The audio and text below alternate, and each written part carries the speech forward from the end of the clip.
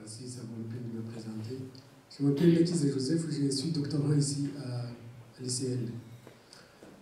J'ai trois petites choses, peut-être que j'aurais ajouté une quatrième chose, mais principalement c'est trois choses. La première chose, c'est une sorte de correctif ou de rectification.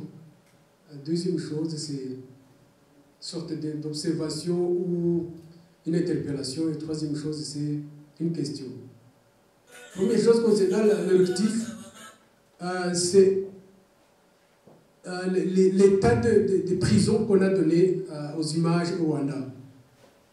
Je pense qu'il y a une erreur. Peut-être on a donné les données il y a 10 ans, mais actuellement, les prisons du Rwanda sont des prisons qui ont changé. Je ne donne pas l'état actuel, peut-être par mes mots, mais tout simplement, je dis qu'ils ont changé.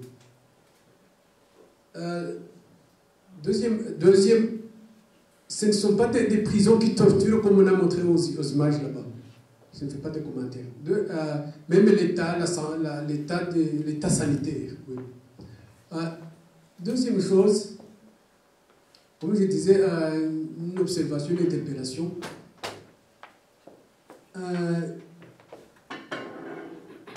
Je pense qu'il n'est pas encore temps de tourner la page au génocide de Tutsi qui a eu lieu au Rwanda. On a parlé de la justice, notamment Pacifique a parlé de la justice, mais je ne sais pas si les génocides qui a eu lieu au Rwanda contre les Tutsis ne concernent pas cette question de la justice. Même si on est en train de parler de libérer les prisonniers, je suis en train de constater que prendre un débat pendant une longue période comme celle-ci, sans évoquer la justice concernant le génocide des Tutsis, c'est en quelque sorte une tentative de tourner la page. Et je signale qu'il n'est pas encore temps. 20 ans, c'est encore peu, ou 21 ans, c'est encore peu. Et oui. Je vais poser la question, mais avant de poser la question, je vais dire ce que je pense. Lorsque Mme Ingabire a parlé du double génocide au Rwanda, je pense qu'elle a ignoré qu'elle était sur la tombe des victimes du génocide. À Gisozi, ce n'est pas ni au restaurant, ni à la piscine. C'est sur la tombe des victimes du génocide contre les Tutsis. Je pense qu'elle aurait prononcé cette parole ailleurs. Je ne sais pas si c'est la raison qui a conduit les autorités à l'arrêter, mais moi je dis en tant que moi, cette parole est dure. Si on y revient même aujourd'hui, elle est dure. Sur la tombe des victimes du génocide. La question que je vais poser, je vais la poser à Pacifique, comme je l'ai dit. Est-ce que l'association dont vous faites partie, je pense qu'il y a longtemps que cette association a commencé, je vais poser la question, est-ce que c'est pour les droits humains? Est-ce que vous avez peut-être interpellé, dénoncé, ou peut-être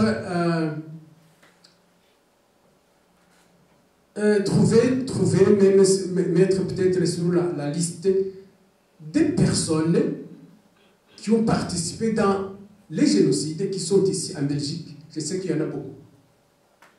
Est-ce que cette association a cette mission?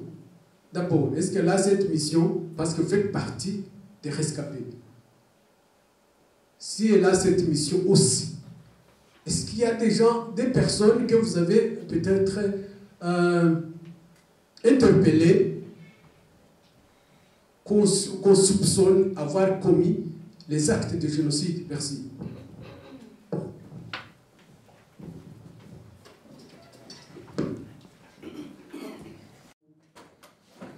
Je vais commencer par la question pour ne pas l'oublier. Et puis je ferai un petit commentaire par rapport à ce que vous avez dit en commençant. Donc le fait de parler, je ne sais pas combien de temps sans évoquer, sans parler du génocide. Donc passer plus d'une heure de conférence sans évoquer le génocide, que ça vous a interpellé en quelque sorte. Donc par rapport à l'objet du CPCH, donc le Centre pour la prévention des crimes contre l'humanité, je ne sais pas si vous étiez ici au début de la conférence, mais je pense bien. Donc j'ai bien précisé que c'est une association qui vise la transmission de la mémoire des crimes contre l'humanité à travers les témoignages des victimes. Donc si vous visitez le website du CPCH, c'est cpch.eu, nous avons créé une banque de témoignages sur le génocide perpétré contre les Tutsis et le massacre des Hutus modérés. Et donc vous pouvez trouver plus de 200 témoignages qui parlent du viol pendant le génocide et des personnes qui ont aidé les autres, qu'on appelle les justes, je vais dire des Hutus, qui ont risqué leur vie pour protéger les Tutsis qui étaient menacés. Et donc, notre objet principal, c'est de partir de ces témoignages pour sensibiliser les générations futures à la gravité de ces crimes. Mais comme je l'ai dit, partout où ces crimes ont eu lieu, ça a été toujours la conséquence de l'absence de démocratie et de respect des droits de l'homme. Et donc, l'activité que nous avons organisée aujourd'hui se limite en fait aux victimes, donc aux prisonniers d'opinion et aux prisonniers politiques. Donc le sujet, peut-être au mois d'avril, on aura l'occasion d'organiser un événement sur le génocide, mais aujourd'hui, nous avons voulu donner la parole aux prisonniers politiques et d'opinion au Rwanda. Et donc, ce n'était pas le moment de faire le mélange de tout. C'était un sujet bien précis. Et je pense que nous l'avons abordé dans toute objectivité. Nous avons donné la parole aux prisonniers. Vous les avez vus en image. Vous avez, à chaque fois, nous avons daté chaque épisode. Et donc, je m'étonne que, par exemple, vous êtes un peu révolté par les images concernant l'état de la prison de Gitarama. C'était l'état de 1996. Et c'est bien mentionné. Le monsieur qui parle, la Bessie Romana, il s'est battu pour que les conditions de vie soient améliorées. Et donc je ne fais que constater, donc je ne serais que réjoui d'apprendre qu'aujourd'hui, les conditions se sont améliorées davantage. En tout cas, à l'époque, parce que vous avez vu le docteur Nipedika, pour qui on voudrait bien montrer son engagement en faveur de l'être humain, quand il explique comment il a dit amputer plus de 900 personnes, non pas parce qu'ils avaient connu une autre maladie, mais suite aux conditions, mauvaises conditions de détention, que voulez-vous que l'on parle d'autres? Donc ce sont des images qui parlent d'elles-mêmes. Donc, je pense qu'il faut situer les choses dans les contextes. Cela ne veut pas dire que tout ce qui se passe au Rwanda est mauvais, mais le Rwanda n'est pas un modèle de démocratie, encore moins celui de droits de l'homme. C'est ce que nous voulons toujours montrer. Et maintenant, s'ils sont prêts à corriger, ça serait, en tout cas, ça serait l'idéal pour nous. Donc, je pense que pour ce qui est de Madame Ingabire, son discours, il est disponible, on peut voir le discours, mais quand il explique pourquoi il s'est rendu au mémorial, il explique si bien. Il dit, ça fait 16 ans que j'ai quitté le Rwanda, ce génocide a eu lieu en mon absence, je ne pouvais pas quitter l'aéroport sans m'incliner d'abord devant les victimes. Mais en tant que politicien qui œuvre pour la réconciliation, le fait qu'il ait déclaré que quand même, en regardant ces mémorials, on voit clairement qu'il est destiné aux victimes Tutsi. Mais pour une réconciliation effective, il va falloir aussi reconnaître la souffrance des Hutus. Qu'est-ce qu'il a commis comme crime?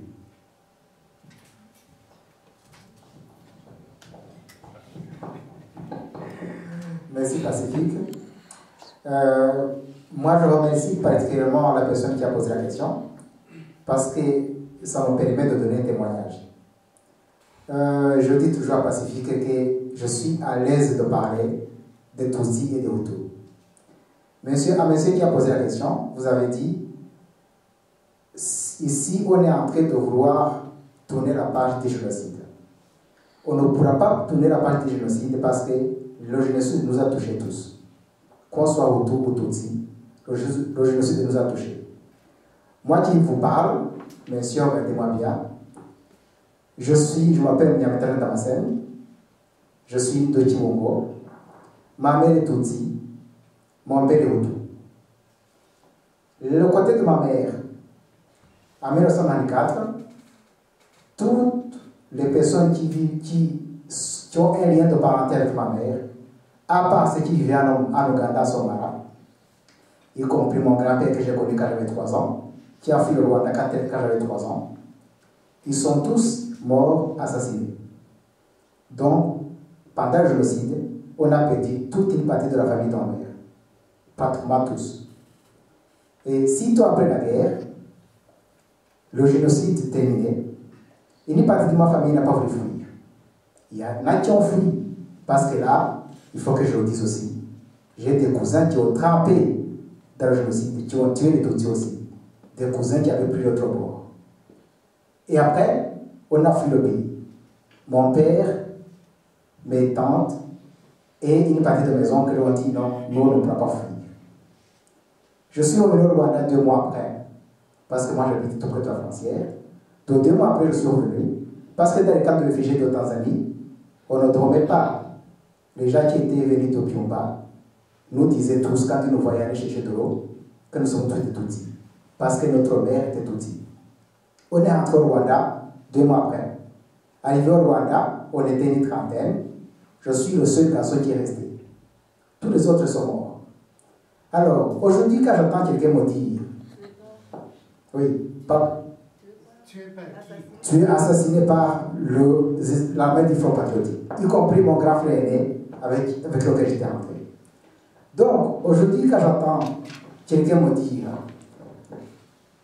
on est entré à quand le génocide, à quand la justice pour le génocide de Tutsi, je dis bien, c'est bien vrai. On doit se rappeler des dossiers, on doit traquer les gens qui ont fait le génocide. Mais en même temps, on doit traquer les gens qui ont fait le génocide, des Hutus, qui ont fait le massacre des Hutus. On peut l'appeler génocide ou pas, mais ceux qui l'ont vécu peuvent le qualifier de génocide. Donc, aujourd'hui, nous, au niveau du PDP, ce que je représente ici, nous demandons aux instances internationales habilitées pour qualifier les massacres commis par le PR, de les qualifier de génocide ou pas, mais qu'ils soient qualifiés. Mais ceux qui l'ont vécu peuvent déjà le qualifier. Donc aujourd'hui, je ne peux pas pleurer les miens de la famille de ma mère sans pleurer les miens de la famille de mon père. Ce qu'Ingabire a dit, ça m'a touché. Parce que ça a touché directement à ma sensibilité. Donc, messieurs, je ne suis pas égoïste. J'aimerais bien que les Rwandais ne soient pas égoïstes. Comme le disait Mouchaïdi, il est temps que la vérité soit dise. Merci. Je pense que l'essentiel a été dit, mais je vais quand même me permettre de lire l'extrait du discours de Mme Victoire Ingabire Alisozi, parce que, à ce que je sache, et je l'ai devant moi, et je veux bien donner aussi à M. pour qu'il lise lui-même, Mme Ingabire n'a jamais lâché le mot de double génocide. Ce mot vient du journal New Time, qui a transformé son discours de Alisozi et qui a le lendemain écrit qu'elle avait défendu la théorie du double génocide.